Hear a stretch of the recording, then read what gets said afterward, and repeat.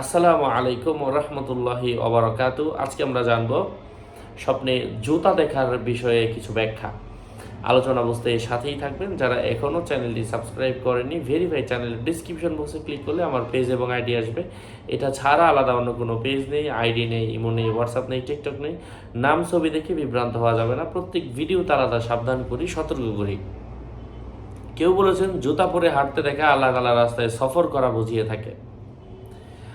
ইমাম ইবনে সিরিনকে জিজ্ঞাসা করা হলো, এক ব্যক্তি তার দুই পায়ে দুইটি জুতা দেখেছে। তখন তিনি বললেন সে আরব রাষ্ট্রে সফর করবে। কারো মতে জুতা দেখার ব্যাখ্যা হলো আসলে তার আপন ভাই।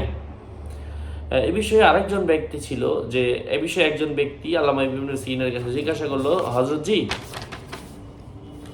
আমি দেখলাম জুতা পরে হাঁটছিলাম, কিছুক্ষণ চলার পর জুতার ফিতা ছিঁড়ে গেল, তারপর খালি পায়ে হাঁটতে থাকলাম। তিনি বললেন, তোমার ভাই কি নিখোঁজ আছে? লোকটি বলল, হ্যাঁ। তিনি বললেন, তোমরা কি একসঙ্গে কোনো রাষ্ট্রে গিয়েছিলে এবং তাকে সেখানে রেখে তুমি চলে এসেছো? লোকটি বলল, হ্যাঁ।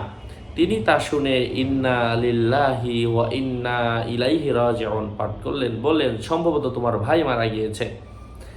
অচিরেই তিনি সংবাদ নিয়ে দেখলেন যে তার ভাই মারা গিয়েছে। যাই হোক, আল্লাহ পাক আমাদেরকে বোঝার তৌফিক দান করেন।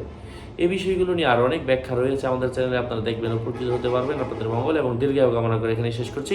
দেখা হবে অন্য কোনো এপিসোডে। আসসালামু আলাইকুম ওয়া রাহমাতুল্লাহি ওয়া বারাকাতুহু।